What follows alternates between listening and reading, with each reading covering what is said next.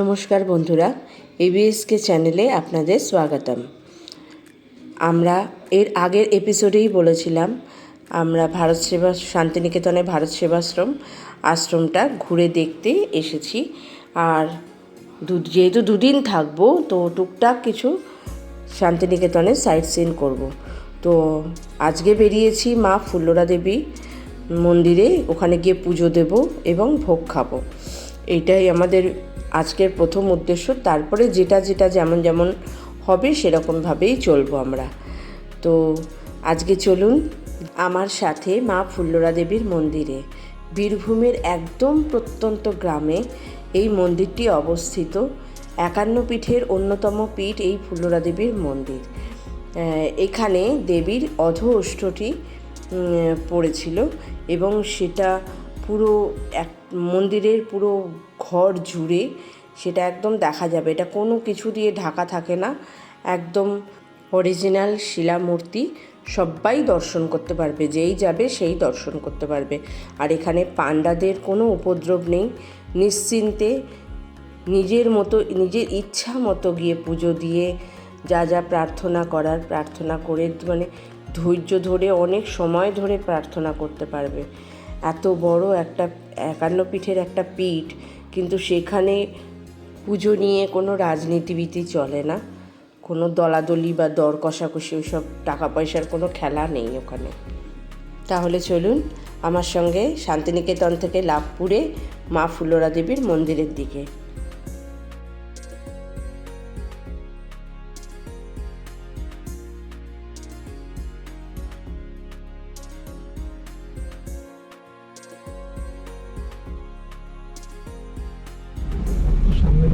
Continue on Nalur-Chatitis Road for 1.5 kilometers. গরু গাড়ি যাচ্ছে বাবা, মানে একদম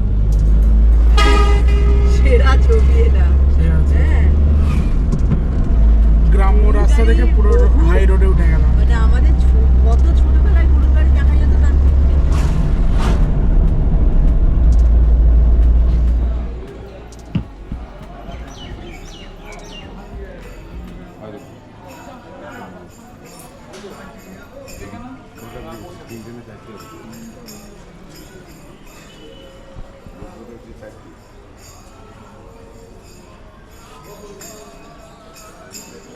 না কই গেল?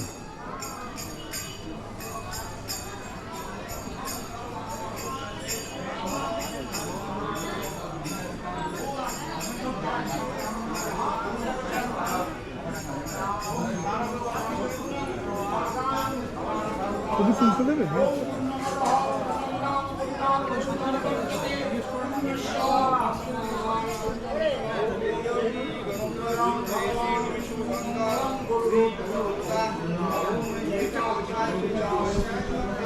এই হলো দেবীর আসল শিলামূর্তি। অধোষ্ঠটির যেমন মানুষের দাঁতের যে মাড়ির জায়গাটা ঢেউ খেলানো থাকে, সেটা ওই দিকটা আছে। আর এই দিকটা হচ্ছে সামনের দিক, ঠোঁটের সামনের দিকটা। পুরো ঘর জুড়ে মা বিরাজিতা, একদম রক্তবর্ণ অধোষ্ঠ।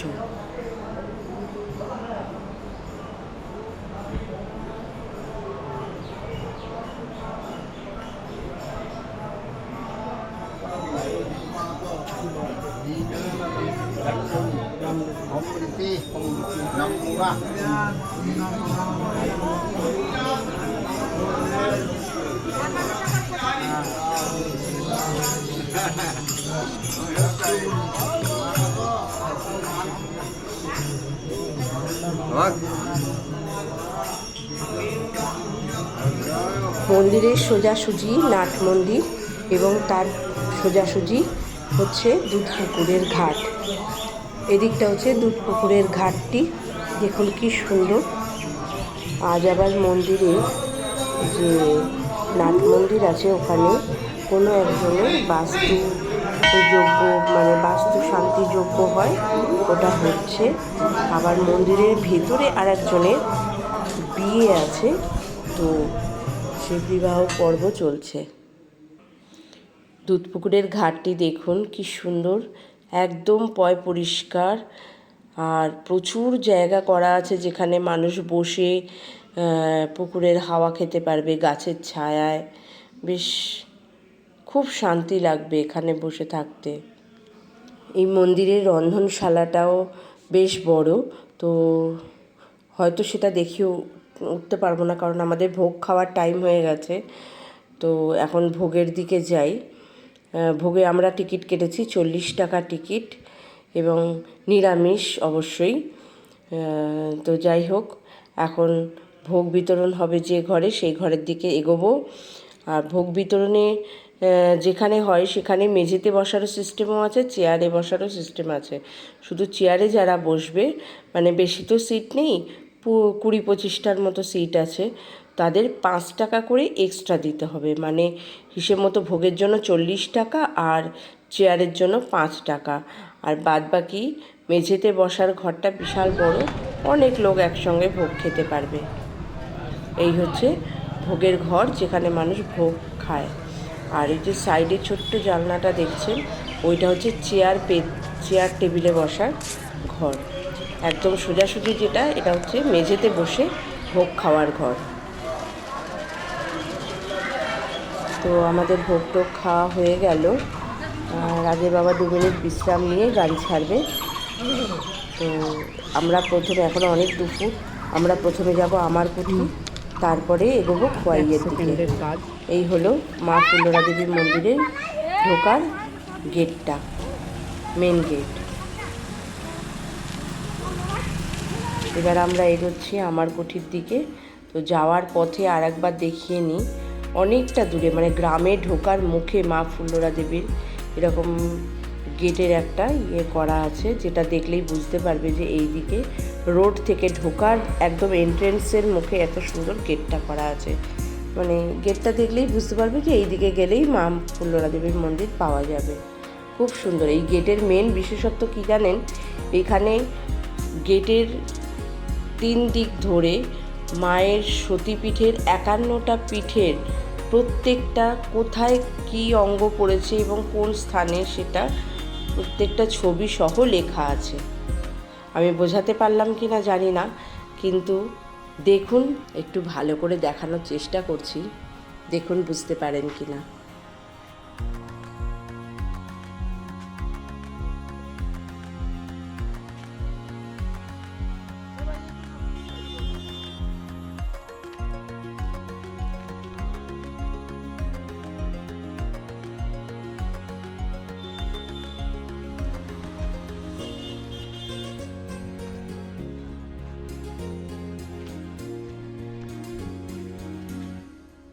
যা মেঘ করেছে, মেঘ দেখে তো রাজের বাবা কঙ্কালীতলায় দাঁড়ানোর আর রিস্ক নিলেন না, উনি চলে আসলেন ডাইরেক্ট আমার কুঠিতে।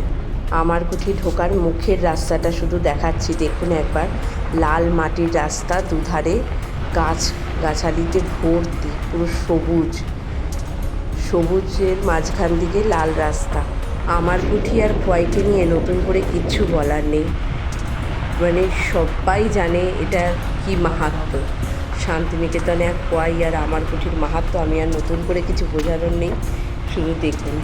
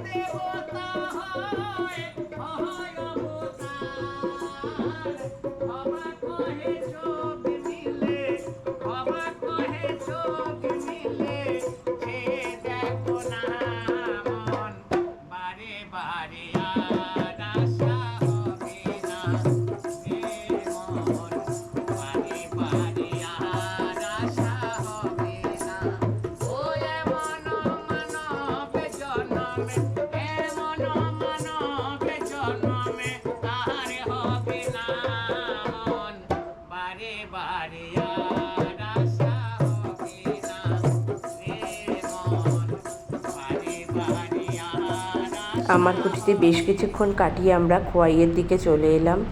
খোয়াইয়ের মেলাটা আমার ভীষণ প্রিয়। আমি শান্তিনিকেতনের যা কিছু কেনাকাটি সব খোয়াই থেকেই করি।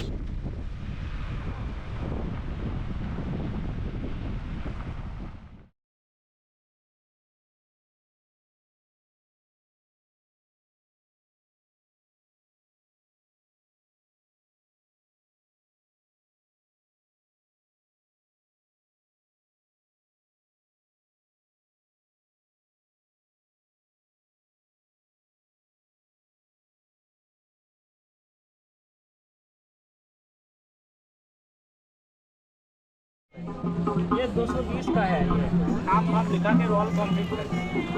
220 টাকায়? हाँ 220 টাকা। इंग्लिश है ना? इंग्लिश है।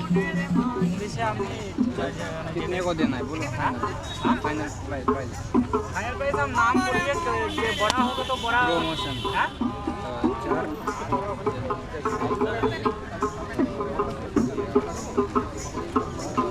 10 वर्ड से 10 वर्ड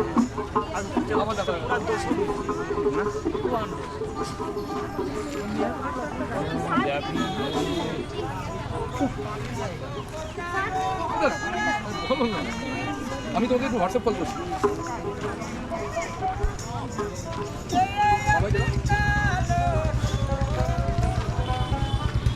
আমরা ওই হোটেলটাই যাবো বুঝলি, কোন দিকে যাবো?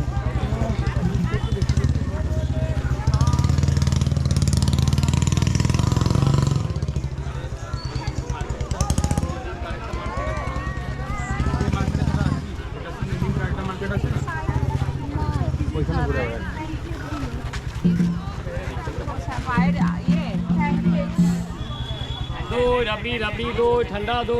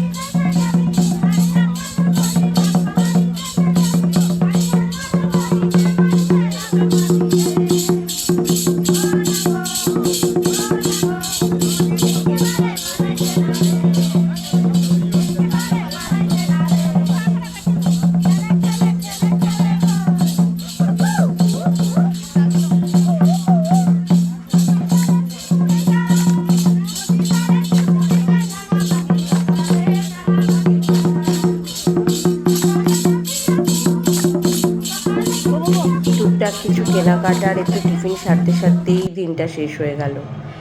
তো ভারত সেবাশ্রমে ফিরলাম, দেখি সন্ধে প্রার্থনা চলছে এখানে। তো ভীষণ টায়ার্ড ছিলাম, তো সে কারণে আর বসা হলো না।